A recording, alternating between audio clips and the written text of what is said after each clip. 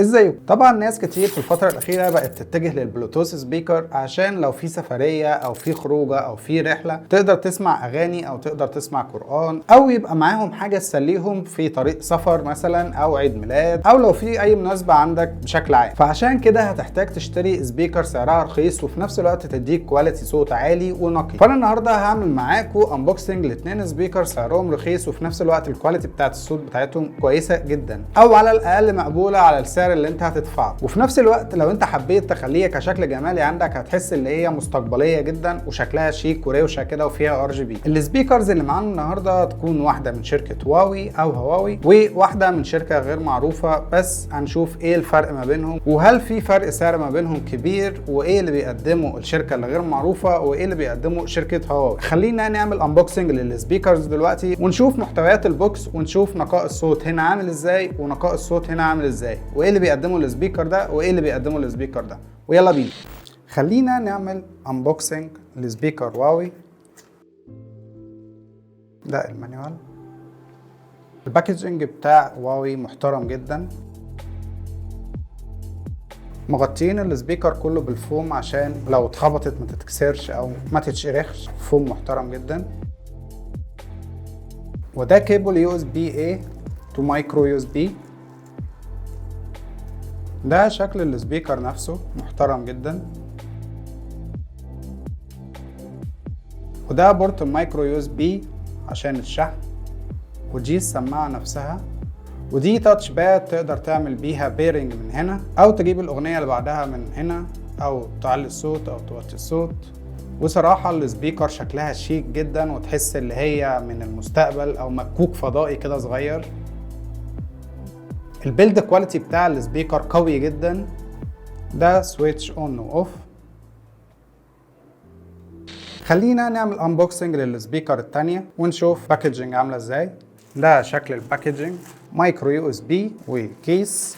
خلينا نرميه دلوقتي. وده شكل السبيكر. مفيش تاتش باد، دي زراير فيزيكال. في هنا سويتش اون واوف، مايكرو USB ومدخل 3.5 مللي عشان لو حابب تحط هيدفون مثلا. وفي هنا SD كارد وفي مدخل هنا USB لو حابب توصل السبيكر منها. وده شكل السماعة نفسها من فوق. هنا البوتنز بتيجي بزرار للمود وزرار للباك وزرار للنكست وزرار للبلاي. والسبيكر هنا تقدر تعلقها كزينة زي الفانوس مثلا. وفي هنا 3 قطع فوم عشان تبقى ثابتة على المكتب بتاعك. السبيكر هنا بتيجي بملمس رديء جدا من البلاستيك، حاسس ان هي لو وقعت هتتكسر على طول. خلينا نعمل تيست للاتنين سبيكرز اللي معانا النهارده ونشوف الهواوي بتقدم لنا ايه ونشوف السبيكر التانية بتقدم لنا ايه. دلوقتي هعمل تيست للصوت في الاتنين سبيكرز ونشوف مميزات السبيكر ده ايه ونشوف مميزات السبيكر التاني ايه. وخلينا نعمل تيرن اون للسبيكرز. خلينا نعمل تيست للبيز في التاتش لامب.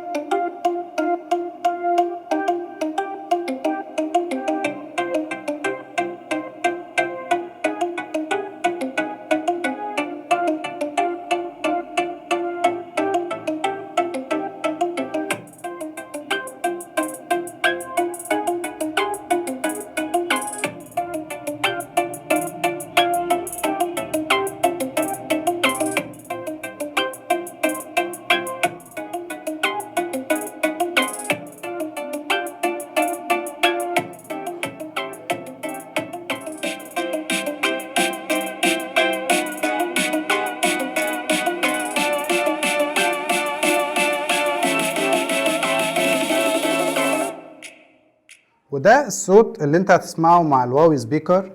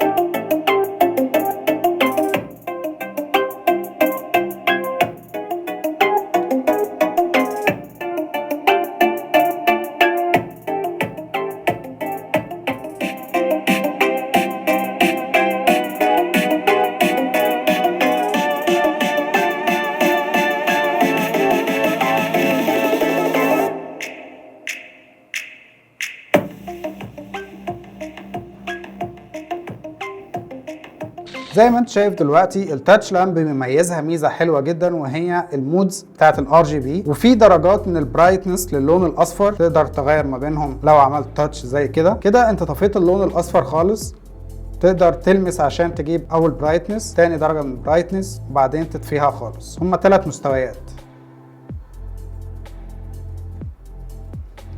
لكن في المقابل الواوي سبيكر ما فيهاش الميزه دي. تقدر كمان تدوس دوسه مطوله على السبيكر عشان تشوف الوان الار جي بي. تقدر تثبت اي لون ما بينهم بدوسه واحده بس زي كده. والمود ده بيعمل كولر شيفت للالوان كلها الار جي بي، ودي ميزه حلوه جدا في السبيكر ده لو انت عايزها للزينه. زي ما انت شايف دلوقتي شكل الالوان حلو جدا، وينفع للسيت اب بتاعك، او تحطه في الباك جراوند، او تحطه في الاوضه بالليل. هيديك اضاءه حلوه جدا ومريحه للعين لو انت قاعد في الاوضه ضلمه. طبعا زي ما انت شفتوا في فيديو الانبوكسنج، السبيكر دي ليها مميزات والسبيكر دي ليها مميزات. وطبعا لاحظنا شركه هواوي البيلد كواليتي بتاعها كويس جدا جدا، وممكن لو السبيكر وقعت على الارض ما تتكسرش بسهوله. بس للاسف عيبها الوحيد ان هي بيجي فيها ليد احمر بس. في المقابل السبيكر الثانيه اللي بتيجي من شركه غير معروفه بتيجي فيها كذا مود للار جي بي، وتقدر تختار اي لون انت عاوزه. فالسبيكر الثانيه بتقدم لك ميزه الار جي بي، فانت ممكن تستخدمها في السيت اب بتاعك او تزين بيها المكان عندك، هيبقى شكلها شيك وروش جدا. طبعا الاثنين مش احسن حاجه ممكن تشتريها، بس هي هتقضي الغرض جدا وهتديك الاداء المرضي على الفلوس اللي انت دافعها. لكن لو عايز حاجه لشغل بروفيشنال بقى ممكن تختار سبيكرز من اول 1000 جنيه وانت طالع. لكن السبيكرز اللي معانا النهارده هي ممكن تنفع لاوضه، ممكن تنفع لسيت اب، ممكن تنفع لسفريه، ممكن تنفع لرحله، ممكن تنفع لو انت قاعد مع اصحابك مثلا في بلاي ستيشن وعايز تسمع شويه اغاني. ممكن تستخدمها انت واخواتك في الاوضه عندك، ممكن تستخدمها لو انت في فوتو سيشن وعايز تسمع اغاني عشان تدخل في المود. فالسبيكرز رخيصه جدا وعمليه ومش هتكلفك كتير، بس هتديك اللي انت عاوزه. سعر سبيكر واوي تقريبا 250 جنيه او 300 جنيه دلوقتي في السوق. هحاول اسيب لكم لينك ليها في الديسكريبشن تحت. اما السبيكر الثانيه تقدر تشتريها من اي ستور موبايلات او اي مول هاردوير. هي بتتباع كزينه للسيت اب بتاعك او المكان اللي انت قاعد فيه، وسعرها رخيص جدا. سعر السبيكر دي بيتراوح من 50 جنيه ل 75 جنيه، فهي رخيصه جدا جدا. بس انا عن نفسي برشحها ان هي تكون جزء من السيت اب بتاعك، لان هي شكلها شيك جدا وهتعمل لك مود في الباك جراوند بتاعتك. وبس كده، ده كان فيديو النهارده، اتمنى يكون عجبكم. ولو الفيديو عجبك طبعا ما تنساش تعمل لايك للفيديو ده وسبسكرايب للقناه، عشان اللايك بتاعك بيفرق جدا وبيوصل المحتوى لناس اكتر واكتر. فلو حابب تدعمني يا ريت تعمل سبسكرايب للشانل عندي وهكون شاكر ليك جدا. وبس كده، استنوني في فيديوهات تانية. كان معاكم فوتوغرافر اسلام عزت. سلام.